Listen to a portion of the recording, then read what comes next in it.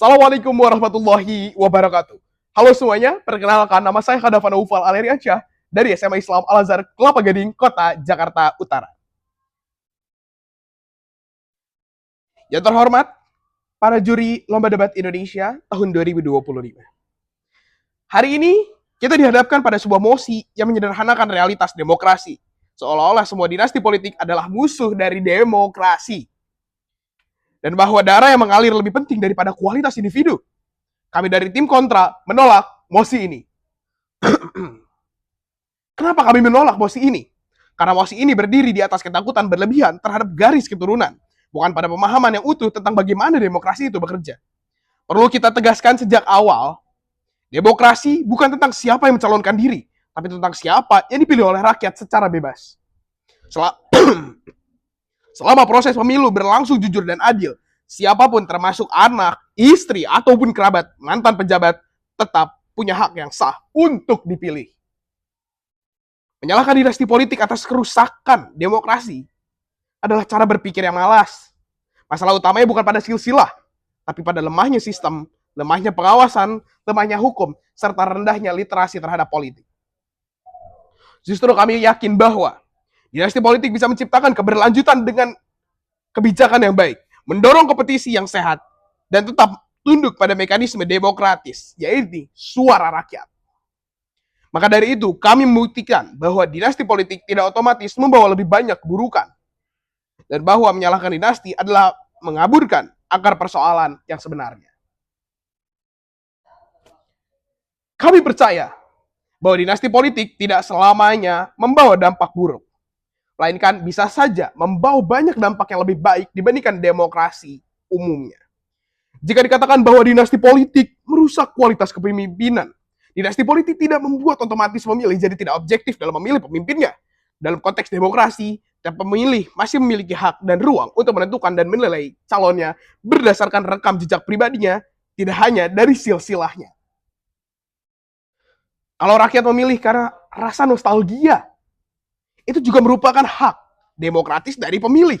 Sama seperti mereka yang memilih karena ideologi, agama, ataupun program kerjanya. Bahkan bisa dikatakan bahwa anak dari pemimpin sebelumnya bisa saja sudah dipersiapkan secara matang. Sehingga anaknya dapat bekerja lebih baik dengan pemahaman terhadap sistem yang lebih baik serta mempunyai jaringan yang luas sehingga dapat bekerja lebih efektif. Kalau dikatakan rasa terlindungi dari pemimpin lama membuat masyarakat jadi menaruh hati pada keluarganya. Justru karena adanya kedekatan emosional antara pemimpin dan rakyatnya, ini merupakan salah satu kekuatan yang dimilikinya. Pemimpin yang naik dikarenakan keluarga akan cenderung memilih untuk menjaga nama baik keluarganya dibandingkan berperilaku kotor. Sehingga pemimpin yang berasal dari dinasti akan lebih berhati-hati dalam mengambil keputusan dan juga berperilaku. Lagi pula masyarakat tidak hanya sekedar ikut-ikutan, tetap ada banyak pengawasan dari media, oposisi, dan juga lembaga negara lainnya. Kalau dikatakan masyarakat tidak lagi membaca, hanya ikut-ikut, saya rasa dalam ranah ini bukan sudah lagi karena dinasti politiknya, melainkan bagaimana pendidikan politik pada masyarakat. Yang seharusnya diperkuat adalah literasi politik masyarakatnya, bukan melarang individu untuk mencalonkan diri karena terafiliasi dengan keluarga tertentu. Dengan mengatakan ikut-ikutan, bagi saya itu merupakan argumen lemah dan malah meremehkan publik. Di era demokratis digital saat ini, rakyat punya alat kesadaran politik yang semakin tinggi untuk menilai siapa yang pantas dipilih, terlepas dari dinasti atau tidaknya.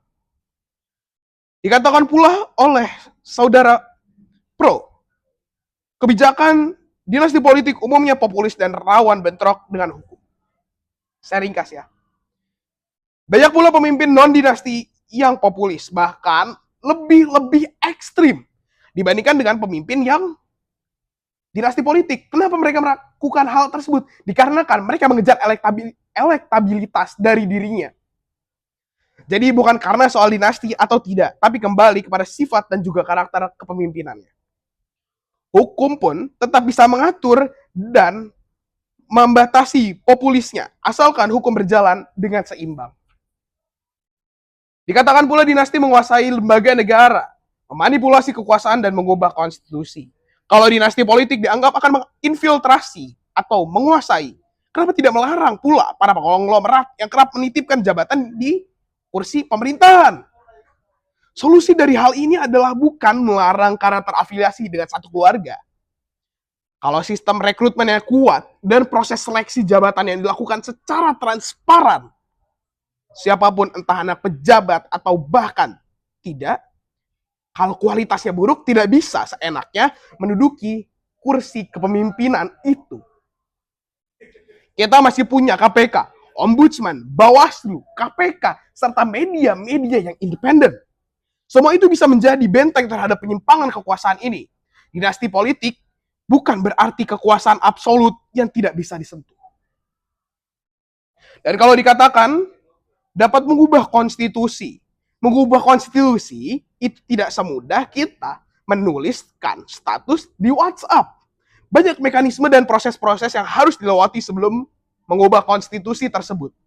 Kalau memang bisa dibeli, maka masalahnya bukan lagi pada dinastinya, melainkan pada DPR, MPR, serta lembaga yang mengawasi, yang integritasnya bisa dibeli. Ini adalah masalah integritas wakil rakyat yang harus memiliki integritas tinggi. Bukan karena silsilah politik. Demokrasi bukan soal siapa yang ikut, tapi soal seberapa kuat sistem untuk menahan penyalahgunaan kekuasaan ini. Kami menolak mosi ini karena mosi ini dibangun atas generalisasi yang lemah, asumsi yang bias, dan ketakutan yang tidak berdasar terhadap keluarga politisi.